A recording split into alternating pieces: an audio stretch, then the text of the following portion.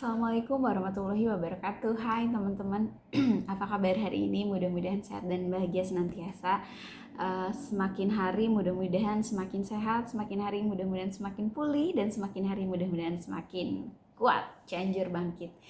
Ya, mudah-mudahan teman-teman gak bosan ya untuk mengakses laman YouTube channel Astri Dwi Andriani, dan mudah-mudahan tidak bosan juga gitu ya untuk bisa menyimak materi baik mata kuliah pengantar ilmu komunikasi maupun creative learning di secara online asinkronus.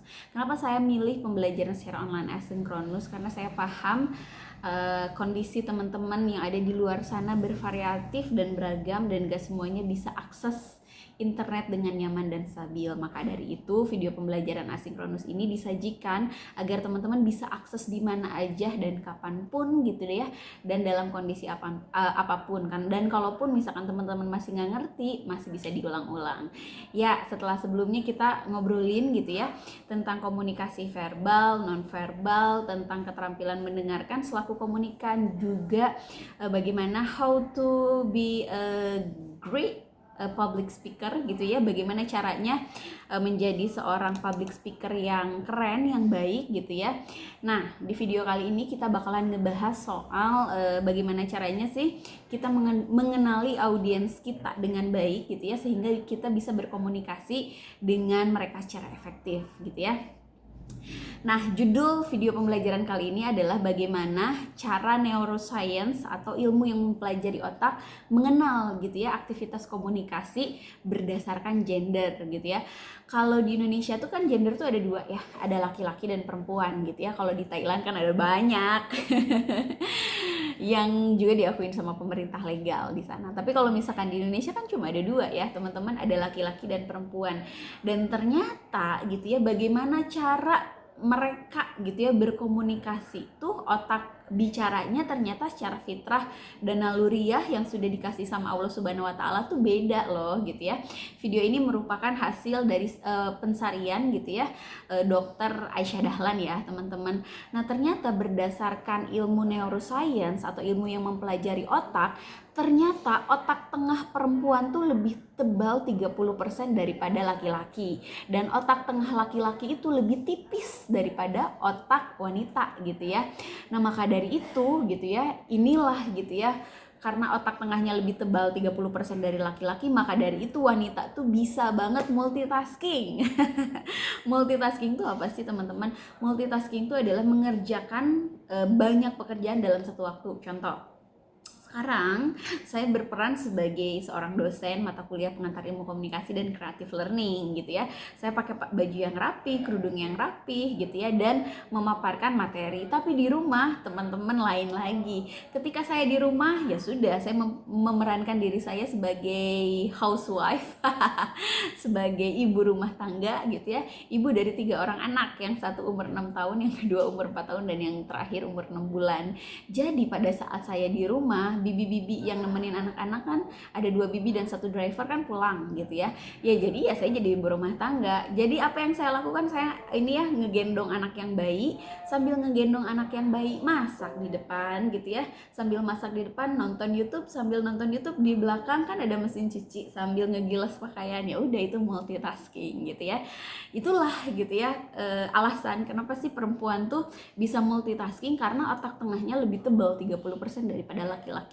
Nah, sedangkan laki-laki umumnya karena otak tengahnya lebih tipis daripada perempuan, gak bisa multitasking gitu ya.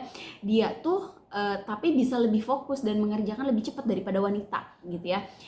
Contoh, misalkan ya suami saya nih teman-teman, pada saat dia pada saat dia lagi mengerjakan sesuatu hal gitu ya, misalkan ngerjain hobinya gitu ya, karena Sabtu Minggu kan kita ngumpul gitu ya, kita boleh bikin perjanjian gitu ya untuk me time sendiri-sendiri. Nah, biasanya saya tuh me time-nya gitu ya, me time tuh kan kita capek ya, Senin sampai Jumat udah capek. Akhirnya saya tuh me time tuh sendiri, ngunci diri di kamar gitu ya, nonton drama Korea gitu ya. Anak-anak ditemenin sama suami. Nah kalau suami saya me time-nya ngapain? Main game, teman-teman, mabar gitu ya, main bareng online gitu ya. Ketika main bareng online harusnya kan gak diganggu ya, tapi ada satu kesempatan saya ngeganggu gitu ya, minta tolong gitu ya untuk ngegendong si adik bayi dulu nih, adik Sinan, karena nangis kan gitu ya, dengan lemah lembut dan penuh perasaan cinta kasih. Saya manggil suami saya, teman-teman, Abi, kan manggilnya Abi ya, Bi tolong tuh si adik. Wah, nggak kedengeran nih teman-teman gitu ya, karena dia concern, fokus gitu sama main gamenya dia gitu ya. Jadi esensinya pada dasarnya suara saya tuh ada di lingkungannya dia, tapi di otak dia nggak ada gitu, paham nggak sih? Karena di otak dia tuh ya udah dia adalah main gamenya dia gitu ya. Satu kali gitu ya, saya tambahin suaranya, Bi, dua kali, sampai yang ketiga kali, Bi gitu ya, wah baru dia, ada apa. Nah bukan dia udah nggak sayang lagi teman-teman, bukan, tapi secara fitrah dan naluri ya itu udah dikasihin sama Allah gitu, bahwa otak tengah si laki-laki tuh lebih tipis 30% daripada otak tengah perempuan. Nah maka dari itu ketika mengerjakan suatu hal dia tuh cepet fokus, cepet kerjainnya, tapi pendengarannya menurun gitu ya. Jadi satu indranya optimal, indra yang lainnya menurun. Bukan dia nggak cinta lagi, bukan, tapi secara ilmiah berdasarkan neuroscience kayak gitu. Nah selanjutnya kita akan berbicara mengenai otak bicara perempuan dan laki-laki. Beda nggak sih? Beda teman-teman. Ternyata otak bicara laki-laki itu berada di otak kiri saja teman-teman. Jadi kalau misalkan kita ada otak gitu ya, tempurung kita, tengkorak kita, kalau misalkan dari pangkal hidung dibelah gitu jadi dua, terbelah nih, ini ada otak kanan, ada otak kiri, ada otak tengah. Nah ternyata otak bicara laki-laki itu ada di otak kiri saja, sedangkan otak bicara otak perempuan ada di kiri depan dan di kiri dan kanan depan. Nah maka dari itu berdasarkan riset yang dipaparkan sama Dr. Aisyah Dahlan, wanita itu berbicara per hari minimal 20.000 kata. Gila nggak tuh? Rata-rata. Nah jadi dia tuh harus mengeluarkan 20.000 kata sehari gitu ya. Sedangkan wanita pendiam 16.000 kata, karena otak bicaranya ada dua, ada di kiri dan kanan depan, di kiri dan kanan depan. Nah sedangkan laki-laki di kiri aja gitu ya. Laki-laki itu berbicara rata-rata sehari cuma 7.000 kata aja, yang pendiam 5.000 kata, yang bawel 9.000 kata. Nah maka dari itu saya kan long distance married ya teman-teman, sama suami saya kerjanya di luar kota. Kita ketemu biasanya tiap weekend gitu ya. Nah tiap malam saya biasanya bercerita gitu ya, nge-WA, nge-text gitu ya, Abi hari ini aku perasaan aku kayak gini, banyak banget, aku ketemu sama si ini aja, bla bla bla bla bla gitu ya. Terus jawabannya kira-kira dari suami saya apa teman-teman? Yuk yang cowok-cowok kira-kira jawab. Paling kayak gini, oh oke. Terus Nah artinya teman-teman, bukan dia udah gak sayang lagi, bukan, tapi karena otak bicara laki-laki tuh di kiri aja, jadi dia tuh hemat kata teman-teman. Bahkan ya kan kita komunikasi tiap malam, nah mungkin aja yang 7.000 kata itu udah habis gitu ya ketika dia presentasi di kantornya.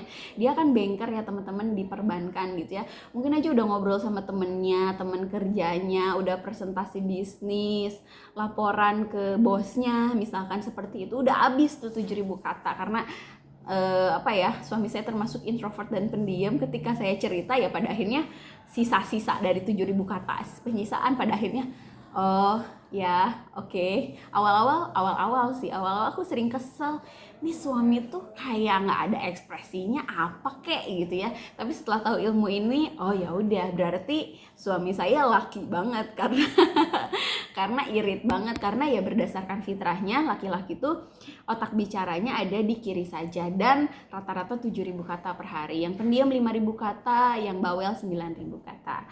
Nah begitu teman-teman ya, pada akhirnya setelah tahu gitu ya otak bicara laki-laki dan perempuan berdasarkan neuroscience, pada akhirnya kita tahu gitu ya bahwa begitulah adanya gitu ya secara fitrah dan naluriah gitu ya, secara fisiologis otak bicara yang sudah dianugerahkan sama Tuhan. Nah pada akhirnya mudah-mudahan dengan tahu ilmu ini kita jadi lebih memahami lagi gitu ya kondisi pasangan kita, baik laki-laki, perempuan, kondisi keluarga kita gitu ya berdasarkan gender. Soalnya kita miris banget teman-teman, di Cianjur itu adalah kota kedua setelah Indramayu dengan perceraian paling tinggi di Jawa Barat. Motif pertama apa? Motif pertama ekonomi, yang kedua adalah ketidakcocokan, salah satunya adalah faktor komunikasi. Nah kan kadang gitu ya, yang ceweknya seneng ngode-ngodein, yang cowoknya nggak peka. Nah pada akhirnya jadi konflik rumah tangga gitu ya, jadi KDRT, kekerasan dalam rumah tangga. Kekerasan kan nggak cuma fisik tapi juga mental maupun verbal, kata-kata gitu ya, ataupun KDP gitu ya, kekerasan dalam pacaran ataupun toxic relationship. Umumnya akarnya biasanya dari interaksi yang kurang optimal atau dari komunikasi. Nah maka dari itu dengan teman-teman tahu atau paham gitu ya bagaimana cara berkomunikasi yang baik terhadap lawan bicara kita yang berbeda gender, yang berbeda jenis kelamin, nah mudah-mudahan hal itu tidak lagi terjadi. Nah begitupun dengan kepribadian teman-teman ya. Jadi kita juga bakalan mengoptimalisasikan cara mengirim pesan kita ke lawan bicara kita berdasarkan tingkat kepribadian. Nah kepribadian umum, secara umum yang kita kenal kan ada 2 gitu ya, terus ada 3 gitu ya. Yang 2 itu ada extrovert gitu ya, ada introvert. Extrovert itu adalah orang yang senang berekspresi, mengeluarkan ekspresinya gitu ya. Nah sedangkan yang introvert adalah yang nyimpen ekspresinya, yang nggak terlalu ekspresif, yang pendiam. Nah di tengah-tengah ada yang ambivert. Nah ini sendiri teman-teman nanti saya share di WA group ya, setidaknya ada 4 kategori sub kepribadian. Ada korelis, ada melankolis, ada sanguinis dan phlegmatis gitu ya. Yang sanguinis itu apa sih? Kelebihan orang yang sanguinis, nanti mungkin kalau misalkan kita ada kesempatan kuliah offline, kita bakalan ini ya, ngisi apa sih? Ngisi semacam kuesioner atau tes kepribadian yang pada akhirnya kita bakalan ada pada kesimpulan kita kepribadian yang mana sih, yang sanguinis, melankolis, phlegmatis atau korelis gitu ya. Nah kita mulai dulu dengan sanguinis. Nah si sanguinis ini adalah orang-orang yang populer dan senang bicara gitu ya. Kelebihannya apa? Yang pertama kelebihannya adalah orangnya banyak bicara, ramah, antusias, responsif, bersahabat, dan berbelas kasih. Nah biasanya orang-orang yang seperti itu yang senang tampil di depan gitu ya, senangnya dipuji, senangnya jadi MC, senangnya jadi speaker, biasanya tipe kepribadiannya sanguinis gitu ya. Kemudian tapi ada kelemahannya nih, kelemahannya yang satu, tidak disiplin. Karena kan dia tuh lebih nge-explore otak kanan ya, yang imajinatif, yang kreatif, yang keren gitu ya. Sedangkan otak kirinya yang analitik gitu ya, organisatoris gitu ya, kurang kepake, makanya tidak disiplin, tidak produktif, egosentris. Benar, orang sanguinis tuh umumnya egois gitu ya, egosentris gitu ya, dirinya tuh sangat penting dibanding kepentingan umum, beda sama orang yang phlegmatis gitu ya. Dan hiperbola, wah hiperbola tuh melebih-lebihkan gitu ya. Hati-hati teman-teman kalau mau curhat sama orang yang sanguinis gitu ya, biasanya ketika kita minta curhat, dia curhat balik dan mendominasi pembicaraan. Biasanya orang-orang yang sanguinis seperti itu. Kemudian yang kedua adalah orang-orang phlegmatis. Siapa sih yang termasuk tipe kepribadian orang yang phlegmatis? Adalah dia yang tenang, yang kalem, yang kadihayu, kadituhayu gitu ya, yang objektif, diplomatis. Nah orang-orang tipe ini tuh nggak suka apa yang menonjolkan diri dan nggak suka memulai konflik. Nah dia pada akhirnya jadi orang yang mementingkan kepentingan umum dibanding kepentingan dirinya sendiri, berbeda sama yang sanguinis. Nah mendingan dia ngalah aja deh gitu ya, efisien, praktis, dan humoris. Tapi kekurangannya teman-teman yang pertama adalah cepat khawatir, walaupun nggak terlalu ditunjukin ya, penakut, kikir, bener nggak kikir, egois, cari aman sendiri, tidak punya motivasi. Nah orang-orang yang phlegmatis tuh harus dimotivasi gitu teman-teman, biar dia lebih semangat gitu ya, dan suka menunda pekerjaan. Ayo siapa nih di sini yang suka menunda pekerjaan? Kemudian yang selanjutnya adalah melankolis. Melankolis itu adalah sub dari introvert ya. Sub kepribadian dari introvert adalah dia yang berbakat analisis, perfeksionis, tekun, disiplin, dan rela berkorban. Nah biasanya yang melankolis ini tuh adalah orang-orang pemikir. Nah biasanya filosof-filosof dia tuh adalah orang yang melankolis karena ketika dia berjalan gitu ya, mungkin kalau orang sanguinisme hura-hura, wah seneng di sini gunung di sana gunung. Nah tapi kalau orang melankolisme dia mikir, wah kenapa gunung itu tercipta, fungsinya buat apa, siapa orang yang mendalaminya, dan lain sebagainya. Nah biasanya orang-orang yang melankolis tuh termasuk yang pemikir gitu ya. Nah tapi kepribadian yang negatifnya adalah pemurung, pembalas. Nah hati-hati jangan menyakiti atau menyinggung perasaan orang melankolis karena dia tuh menyimpan dalam hati atau mendendam gitu ya. Walaupun nggak balas dendam tapi dia nyatet tuh gitu ya, siapa aja yang udah menyakiti hatinya gitu ya. Self-centered, antisosial, perasa, teoritis. Nah karena itu dia perasa ya, teoritis, dan berpikir negatif. Nah biasanya orang-orang pinter gitu ya kayak Einstein gitu ya, Hawking gitu ya, dan penemu-penemu lainnya biasanya kepribadiannya melankolis. Tapi kayak Einstein dan lain sebagainya biasanya cenderung tidak memiliki hubungan yang baik dengan pasangannya karena itu perasa sekali gitu. Nah yang terakhir adalah Corellis. Nah Corellis adalah seseorang yang independen, memiliki visi, praktis, tegas, produktif, pemimpin, dan berkemauan keras. Nah biasanya orangnya straight to the point, gak suka basa-basi gitu ya, tapi punya nilai yang kuat gitu ya, yang bisa diikutin sama orang lain gitu ya. Biasanya karakter-karakter Corellis itu cocok banget untuk dijadikan seorang pemimpin. Tapi negatifnya dingin, ceroboh, dominan, sarkastis. Suka sarkas tuh apa ya? Aduh lupa bahasa ininya. Sarkas tuh ya itulah sarkas. Menyindir dengan keras gitu ya, pemarah dan cepat puas gitu ya. Nah jadi teman-teman beda nggak sih ketika kita berkomunikasi dengan orang sanguinis, Corellis, melankolis, dan phlegmatis? Tentu saja beda. Contoh, mau minjem uang 50.000 ke orang sanguinis. Nah kalau ke orang sanguinis karena dia senang tampil di depan umum dan senang dengan pujian gitu ya, maka kita kasih apresiasi. Apresiasi dulu ya, bukan menjilat ya, mungkin bagian dari itu mah teknik komunikasi lah ya. Jadi ketika ketemu sama orang yang sanguinis, hal yang pertama kali kita harus lakukan adalah ketemu dulu. Ibu apa kabar? Ibu nambah cantik banget, pakai skincare apa sih? Seger banget mukanya. Orang sanguinis biasanya, hah masa sih gitu ya. Jadi kayak gitu. Misalkan dia senang, ketika senang hatinya terbuka, ketika hatinya terbuka dijejelin apa aja masuk. Jadi gini bu, aku mau pinjam uang boleh? Nah, misalkan kayak gitu, oh boleh berapa? Nah biasanya orang sanguinis kayak gitu ya. Tapi beda lagi sama orang Corellis. Kalau kita muji-muji kayak gitu sama orang Corellis yang straight to the point, dianggapnya ngejilat, apaan sih loh gitu. Nah kalau misalkan kita ketemu sama orang Corellis dan mau minjem uang, langsung aja, hey bro apa kabar?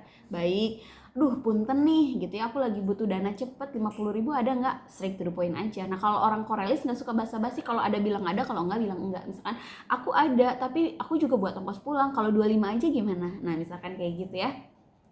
Nah seperti itu teman-teman, bagaimana caranya kita berbicara dengan lawan bicara kita yang berbeda kepribadiannya, baik sanguinis, Corellis, pragmatis, dan melankolis.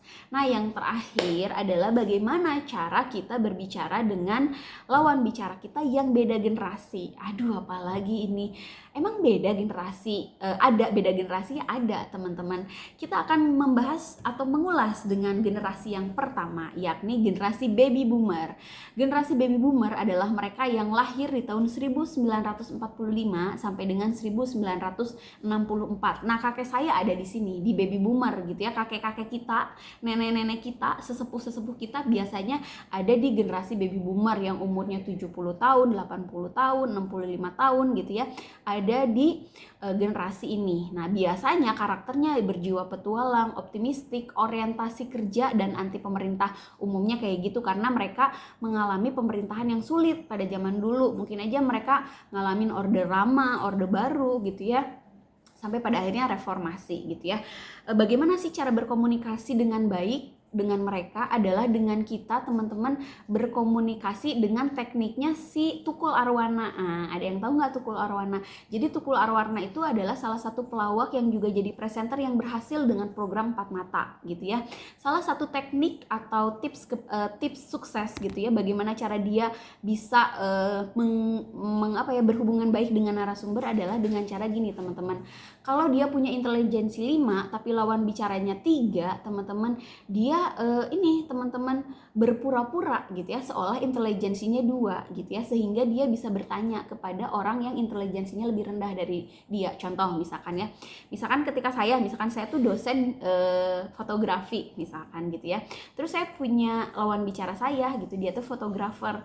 Saya kan tahu misalkan ya bahwa saya itu adalah pakar fotografi, tapi biar obrolan kita berjalan dengan lancar gitu ya, saya pura-pura nggak tahu soal tren fotografi, dan saya nanya ke lawan bicara saya yang fotografer itu, Mas, kalau sekarang tren fotografi itu kayak gimana sih? Wah, dengan bangga kan si fotografer itu akan ngebahas objek A, B, C, D, E, F, G gitu ya dengan PD-nya gitu ya, karena tiap orang tuh teman-teman seneng gitu ya untuk ngerasa dibutuhin, seneng untuk ngerasa ditanyain gitu ya, berharga di mata orang lain. Nggak apa-apa gitu ya, ya udah kita simak aja gitu. Oh gitu, wah keren terus. Nah biasanya lebih murudu lagi tuh gitu ya, apa yang akan diungkapkan oleh si fotografer tersebut. Jadi ketika kita ngomongin sama sesepuh atau senior gitu ya, hal itu yang harus kita lakukan. Apalagi untuk senior atau orang lanjut usia yang udah punya jabatan tinggi, biasanya ada ini fenomena post power syndrome. Post power syndrome itu adalah ketika seseorang yang biasanya sudah berpuluh-puluh tahun punya jabatan tinggi, tapi di masa pensiunnya dia nggak punya jabatan tinggi, tapi dia masih suka ngatur-ngatur. Nah pengennya tuh didengerin teman-teman, dia didengerin ceritanya, kisah hidupnya, tips and triknya gitu. Nah ketika kita ketemu sama orang yang seperti itu, teman-teman nggak apa-apa, kita jadi fleksibel aja gitu ya. Oh gitu Bu, atau oh gitu Pak, coba ceritain gimana sih pengalaman Bapak atau Ibu pada saat menjabat dulu. Wah, orang yang baby boomer tuh seneng banget kayak gitu, bukan untuk menjilat tapi untuk bisa menempatkan diri kita sesuai dengan kebutuhan dan karakternya dia. Itu adalah generasi yang pertama, generasi baby boomer yang hidup di tahun di tahun 1946 sampai dengan 1964. Yang kedua adalah generasi X generation yang biasanya hidup di tahun 1965 atau lahir tahun 1965 dan 1976. Nah, ini siapa sih? Adalah papa mamah kita, termasuk ibu saya. Ibu saya lahir di 1970 gitu ya. Karakternya seperti apa sih gitu ya? Karakternya biasanya individualistis gitu ya, luas, skeptis gitu ya terhadap wewenang, harapan tinggi terhadap pekerjaan. Nah biasanya untuk orang-orang seperti ini tentu saja teman-teman ya, ketika kita ingin memberikan saran kepada mereka, kita juga harus hati-hati karena kita seringnya dianggap anak bau kencur. Ya tentu saja ya, kita anaknya, mereka ibu kita gitu ya. Kalaupun kita mau ngasih kritik dan saran gitu ya, harus pakai teknik komunikasi yang yang hati-hati gitu ya. Contoh misalkan ya, kita bisa pakai teori sandwich gitu ya ketika misalkan mau ngasih saran ke mereka. Contoh misalkan ya, teori sandwich itu dari Ajahn Brahm. Ajahn Brahm itu pembuka agama Buddha yang berasal dari Australia gitu ya. Kalau kita mau belajar dari mana aja gitu ya. Kalau dia mengkritik orang tuh pakai tekniknya teori sandwich. Kan gini ya, tidak ada yang lebih menghidupkan jiwa kecuali apresiasi yang tulus gitu ya, dan tidak ada yang bisa meruntuhkan jiwa kecuali kritik yang pedas gitu. Tapi kan orang nggak akan berkembang kalau nggak dikritik. Maka dari itu kita harus, selaku orang komunikasi, kita harus mencari teknik komunikasi bagaimana sih cara mengkritik orang tapi orangnya nggak tersinggung. Nah salah satunya dengan teori sandwich. Sandwich itu apa sih? Roti lapis. Roti lapis itu ada apa aja sih dalam roti lapis? Di lapisan pertama adalah roti. Lapisan kedua biasanya ada sayuran, ada daging, ada keju gitu ya, ada saus gitu ya. Dan di lapisan yang terakhir ada roti lagi gitu ya. Misalkan kita selaku pimpinan nih, ada bawahan kita yang usianya generasi X, udah sepuh segede mama kita gitu ya. Terus misalkan dia bendahara menghilangkan uang 20 juta, misalkan seperti itu ya.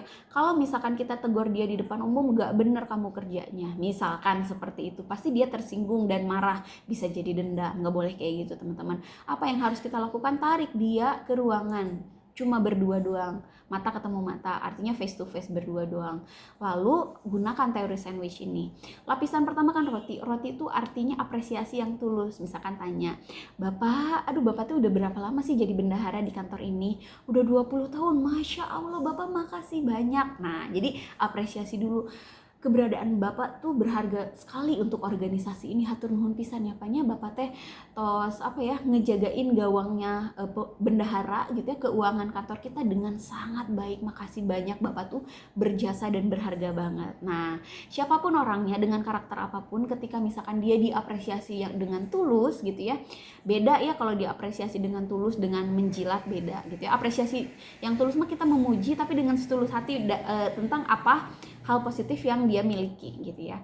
Nah, setelah itu, setelah hatinya kebuka, kita kasih gitu ya, ngobrolin soal permasalahan dia ngilangin uang 20 juta. Nah, kalau misalkan kita nyari siapa yang salah, bakalan jadi debat kusir gitu ya, bakalan jadi perdebatan yang tiada ujung atau akhir gitu ya. Kita nggak usah bahas topik masalahnya karena dia udah tahu, tapi kita langsung cari ke solusinya gitu ya. Misalkan solusinya apa gitu ya, Pak, ke depan gitu ya, kalau Bapak ngerasa kerepotan, please kasih tahu saya gitu ya. Misalkan kan Bapak multitasking gitu ya, udah jadi bendahara, jadi apa. Kalau misalkan Bapak kerepotan, please kasih tahu saya biar saya bisa mendelegasikan amanah itu ke orang lain yang lebih tepat gitu, misalkan seperti itu gitu ya.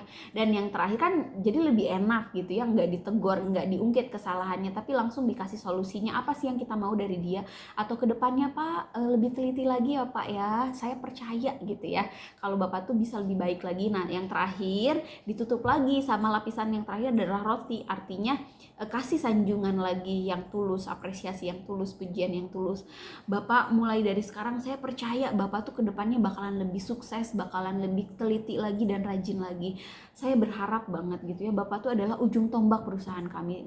Maka dari itu saya berharap Bapak kedepannya lebih teliti lagi. Semangat ya Pak. Nah, seperti itu contohnya gitu ya. Untuk berbicara dengan orang yang usianya lebih jauh daripada kita, 20 tahun, 30 tahun gitu ya. Lebih tua daripada kita, at least generasi X generation. Yang selanjutnya adalah generasi milenial. Generasi milenial adalah mereka yang lahir di tahun 1977 dan 1995. Siapa dia? Deng, saya. Karena saya lahir tahun 1991. Nah, biasanya generasi yang kayak gini tuh percaya diri, liatin aja saya percaya diri. Kenapa? Percaya diri, berorientasi terhadap kesuksesan, toleran, kompetitif, dan haus perhatian. Nah, biasanya kepada orang-orang yang kayak gini, kita harus ngasih apresiasi sekecil apapun yang kita bisa gitu ya. Jadi haus akan perhatian teman-teman, maka dari itu perhatiin gitu ya kondisi pribadinya. Kamu capek nggak? Wah, aku paham sih apa yang kamu rasain. Kamu pasti capek, udah mah ini. Tapi kamu keren loh, hebat loh. Kamu sudah ada di titik ini, misalkan seperti itu ya. Terus Mama apa kabar? Si Ade apa kabar? Biasanya kan orang-orang yang generasi milenial mah umurnya 30-an lebih ya. Biasanya mereka udah punya anak gitu ya, udah punya suami. Tanyain soal keluarganya. Kemarin katanya suami kamu sakit ya, sekarang kondisinya gimana? Nah, dengan dikasih perhatian kayak gitu, biasanya orang-orang generasi milenial tuh orang-orangnya lebih lebih nyaman gitu ya. Yang selanjutnya adalah generasi Z. Generasi Z adalah dia yang lahir pada tahun 1996 sampai dengan 2010. Nah, biasanya mereka tuh karakternya menghargai keragaman, menghendaki perubahan sosial, suka berbagi dan berorientasi target. Nah, kalau ngomong sama generasi Z gitu ya, generasi ini jangan bertele-tele, straight to the point gitu ya. Dan ciri-cirinya mereka tuh 3C. Yang pertama tuh kreatif, yang kedua tuh connected gitu ya. Yang ketiga tuh apa ya? confidence, percaya diri juga. Nah, yang terakhir adalah generasi alpha.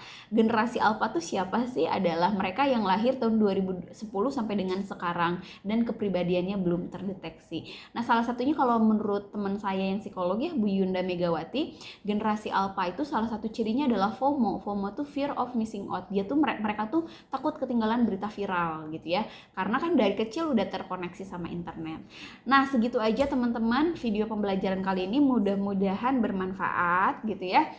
Sehingga kita bisa lebih mengenal ketika misalkan kita berkomunikasi baik itu dengan perempuan atau dengan laki-laki, kemudian dengan kepribadian yang korealis, melankolis, sanguinis, dan phlegmatis, atau dengan mereka yang generasinya baby boomer, X, generasi milenial, generasi Z, dan alpha. Mudah-mudahan ini adalah salah satu ikhtiar kita untuk bisa mengoptimalkan atau mengefektifkan komunikasi kita sehari-hari.